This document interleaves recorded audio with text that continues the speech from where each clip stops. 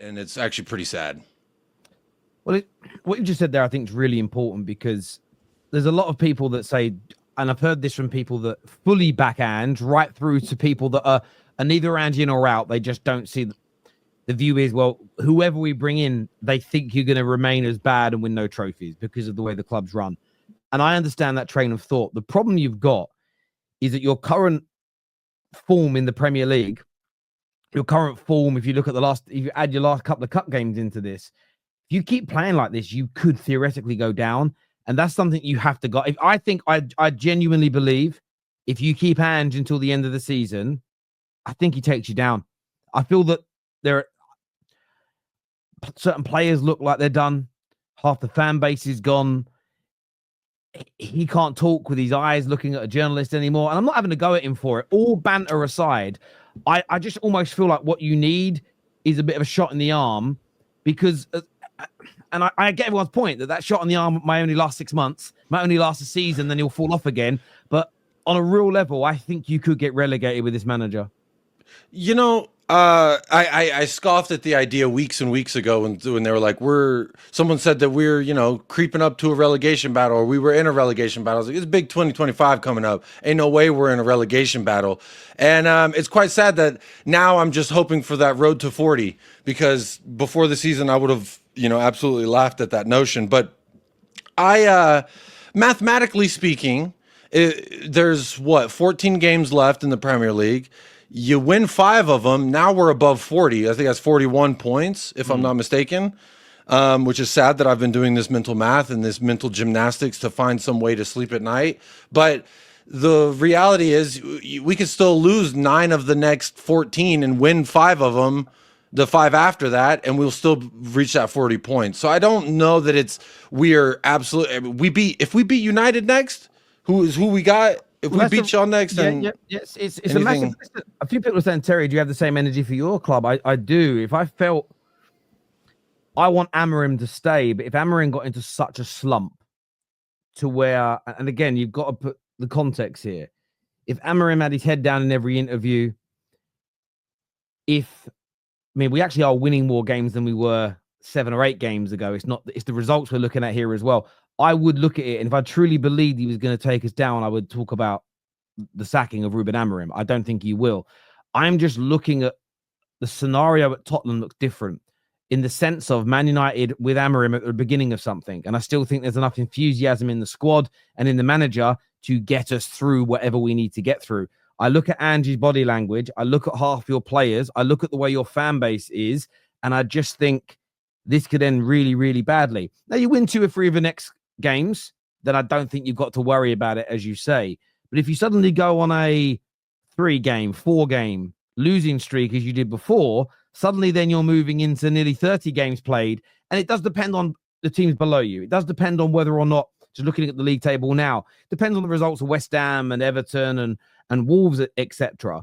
But if they were to win a couple of those games and suddenly you're only a couple of points away from that drop zone, I just think that's the only rationale I would probably use for getting rid of Big Ange now and at this point. Is something just seems a little odd. And I'm really going by his body language that he doesn't look at a journalist. Even when I've watched him on Tottenham's channel, like your own official channel, and that's normally a safe place for managers because they're your journalists. They're not going to throw you under the bus. He's still the same. He sits down. There's no sort of enthusiasm. That notion he's been doing that since last year when things weren't as heated up as they are now. That is a little bit of just how he is as a person. And to me, I chalk that up to, if you know anything about Japanese culture, which he spent a lot of his life there, it's actually impolite to look someone in the eyes when they're talking to you. So it's more of I think it's a habitual thing that it's different cultures, man. It is true. You look him in the eyes, you're disrespecting me. So, he comes from a different walk of life. He acts differently. I don't judge him for any of that. I judge him for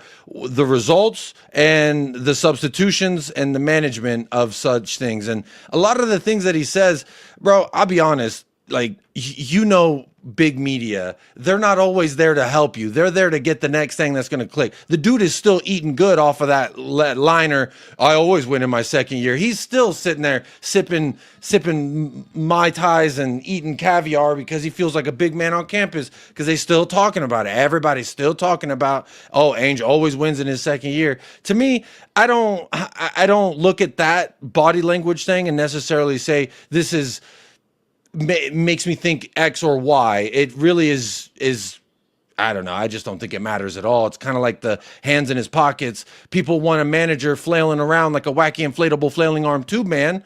But I saw Emery doing that versus us when we were piping him 4-1. It doesn't change anything if you're flailing your arms around or you're looking down with your hands in your pockets. I know as a player, some people would say, how do you look and you look to your manager and he looks like that? How do you get inspired? To me, I would say as a man and as a professional, as a guy who you are your own brand in 2025 as a player, you are your own brand. I don't need no other grown man doing this with his arms to make me do my damn job. You do your damn job because you've been working at it, because you want to be the best you can at your position. That's what I look for. So if you're a player who needs a guy flailing around on the touchline like a cheerleader, want to put some pom-poms on him and a little skirt, okay then. Maybe you need to go to a different sport or find a different way to motivate yourself, because that's just weird for me. I've never once liked it when my coach or manager is on the touchline yelling for me to do certain things. If anything, it's going to make me want to do my own thing, because why are you yelling at me right now? You've been yelling at me all week about it. So let me do what you've been yelling at me to do. And, you know, so the whole like body language thing, I don't really buy into it. The results, though, sure enough, you hold them to the candle for that, because it's just not good. And if this form does continue, it could mean the worst. But I don't see it getting there. Maybe a shot in the arm is what we need, a little injection of life, but then it just feels like that Jason Statham movie Crank. We're about to die, but we're not dead yet, because we keep just shooting ourselves in the arm with the Jose, with the Conte, with the Nuno, and at some point you're going to run out of juice. I mean, there is an element of truth to that. If the board are fully behind him and they're going to genuinely improve the quality and the depth of the squad, then it does make sense to persevere through this period of adversity. Absolutely. And if you do, I've said this as well, if you do have to let him go, I don't think you can change direction again. You can't then suddenly go for an out and out pragmatist of a manager, because that for me it just doesn't make sense with the players that you've been buying. So whatever you do, you've got to try and move in a similar direction still, which I always felt that's what you lost the most after Poch. I think if you'd have gone from Poch to a more attacking style manager, I don't think you'd have had the last 2 or 3 years you did. I think it was that change from a sort of an attacking manager that played attractive football to suddenly having 2 or 3 that just wanted to sit back behind the ball and counter. And I don't think you had the squad that was built for that to begin with. There's a few comments here I'd love to get your take on. This here says, all that team needs is a week's rest and players back to be able to rotate. Do you agree that your players just need like a week off, where you get a week off now before you play United? Too bad we can't go fly to... Yeah, too bad we can't go fly to Dubai, and enjoy some of that Salt Bay meat. But some of us got to stay here and continue to put boots on the ground. That's what we'll do. I do agree we need some rest. We need some rotate. But I'll be honest, like a week's not going to bring back all the injuries that we have. A week, to me, I mean, players, Romero was training January 20-something. And then he's MIA now, and it's like he's just gone. And I've always said our physio's a black hole. And this summer we did change our head physio guy, so I thought things would change, and it's just more of the same. Rest, rotate. I don't know. I just think that we're not. Yeah, sure. Rest. Let's say that. Yeah, I mean, look, as a Man United fan, I've got absolutely zero confidence in beating you next week. You've beaten us twice already this season, so. Yeah, I'm not. We both have zero confidence. Yeah, it's like I'm not going into that game. If this was almost any other Man United team even in the last 11 years, nearly any of the other Man United teams, I'd probably be thinking, "Oh, is Spurs looking so?" I'm licking my lips. But with how inconsistent we've been, because I don't know whether we're going to get Man United at home performances or if we're going to get the Man United away from home.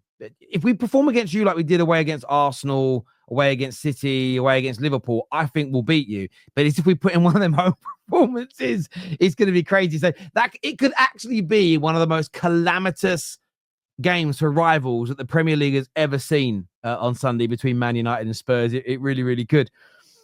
This here says, yo, Jacob, why are you are not alone? We suck too. I think that's a Liverpool fan who is saying that. I think big up Oz in Quebec, man. Yeah, I mean, at least you didn't get knocked out by a team bottom of the championship who have only been in the 5th round 5 times in 139 years. It could be worse today. It could be worse in terms of results. Well, what was that? Villa, they said some stat as soon as the game ended that Villa, the first time, are making it to this round of the FA Cup, and it's the first time in like 15 years or something. 12 years, I think I heard 12, him say. Yeah, years, something like that. Long so, time. you know, we're both out here helping people, and we helped Liverpool get to a final. We're helping Aston Villa achieve things that they ain't. You know, it's just not good. I feel like we're just a fish out of water. And so every now and then we get a little drop, and that keeps us alive. And I hear that, mate. I was feeling good about the Plymouth winning versus Liverpool, and I was like, ha ha ha. You know, if we go out to Villa, at least it's not so shameful, but it still feels like shit. I can't lie. Yeah, when it actually happens, it helps if you go out first and then afterwards a worse result happens. But I remember when we got beat, when you guys smashed us, was it 5 or 6 when you beat us at Old Trafford? It's 6-1. And you smashed us, and I was gutted. And then later that night, Liverpool got beat 7-2. Now, it didn't take all the pain away, but it certainly helped. It certainly made me feel a little bit better that night. Please don't sack Ange yet. Relegation is something that is still left. Yeah, we'll see. We'll see what happens there. Thank you, Luke, for encouraging everyone to hit those like buttons for us.